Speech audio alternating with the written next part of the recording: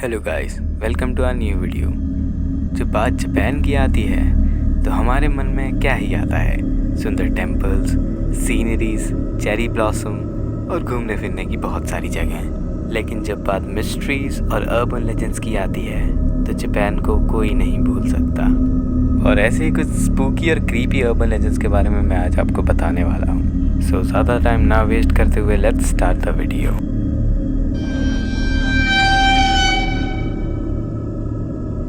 ये कहानी साल 1918 की है, जब एइकिची सुजुकी नाम का एक लड़का अपनी 2 साल की बहन ओकीको के लिए एक गुड़िया लेकर जाता है। उसकी बहन को ये गुड़िया बहुत पसंद आती है और उसकी बहन उस गुड़िया को भी ओकीको ही बुलाने लग जाती है। लेकिन गुड़िया के आने के 1 साल बाद ही ओकीको को एक दिन बहुत ही तेज बुखार आता है और कुछ दिनों बाद उसकी मौत हो जाती है। ओकीको के परिवार वाले उसकी गुड़िया को उसी के साथ दफनाना चाहते थे, लेकिन किसी वजह से ये गुड़िया बाहर ही रह जाती है। उसके बाद ओकीको के परिवार वालों ने इसको उसकी आखिरी निशानी समझकर घर में ही रख लिया। कुछ दिन बीत जाने के बाद उसके परिवार वालों ने ये नोटिस किया कि इस गुड़िया के बाल अपने आप बढ़ रहे हैं, जो कि बिल्कुल इम्पॉसिबल है।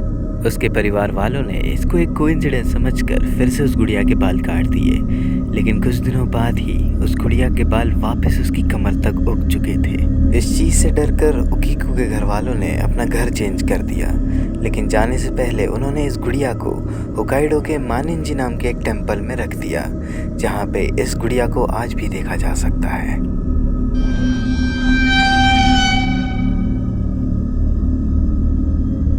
उमीबोजू जापानीज के उमी और बोजू से मिलके बना है, जिसका मतलब होता है द सी मंक। ये क्रीचर्स मोस्टली समुद्र में रहा करते हैं और इनका मेन मकसद होता है समुद्र में आने जाने वाली शिप्स को डुबाना। Old Japanese fishermen and sailors ये मानते थे कि उमीबोजू के दिखने के बाद से ही मौसम खराब होना स्टार्ट हो जाता था। ऐसा कहा जाता था कि उमीबोजू किसी के सामने अपीयर होने के बाद एक बैरल मांगता था, और अगर कोई उसे एक बैरल दे देता था तो वो उसी बैरल में पानी भर के उस शिप को डुबा देता था।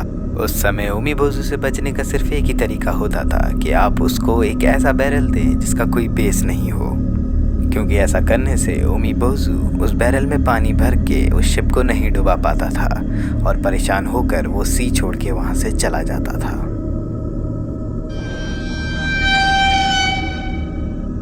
जिनमिनकिन ऐसे क्रीचर होते हैं जिनका धड़ कुत्ते की तरह और सिर इंसान की तरह होता है। ये मोस्टली जापान के अर्बन एरियाज में रात के टाइम पाए जाते हैं। जिनमिनकिन किसी को नुकसान नहीं पहुंचाते और इन्हें सिर्फ अकेला रहना पसंद है, लेकिन जापान में जिनमिनकिन का दिखना एक बहुत बड़ा अशुभ संकेत होता है। ऐसा कहा जाता है कि जिन लोगों की मौत अपने कुत्ते को टहलाते वक्त हो जाती थी, ऐसे लोग जिनमिनकिन बन जाते थे।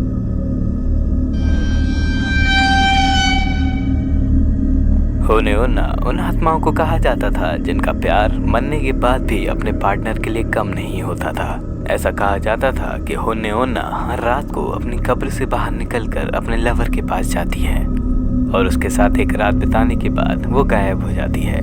ये सिलसिला कई दिनों तक, कई हफ्तों तक, कई महीनों तक भी चलता रहता है और धीरे धीरे करके वो अपने लवर की लाइफ फोर्स खींच के उसको भी मार देती है और अपने साथ ले जाती है।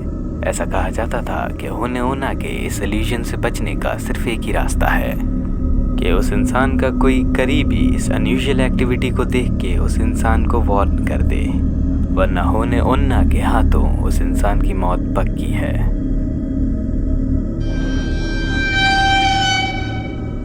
हाचिसाकुसामा या फिर हासाकुसामा ऐसी स्पिरिट्स होती हैं जिनकी लंबाई 8 फीट के आसपास होती है। देखने में ये सफ़ेद कपड़े में और एक हैट लगाए हुए होती हैं। इसके बाल बहुत लंबे होते हैं और इसकी स्किन का कलर एकदम पेल होता है। ये मोस्टली यंग लोगों और छोटे बच्चों को अपना शिकार बनाती है।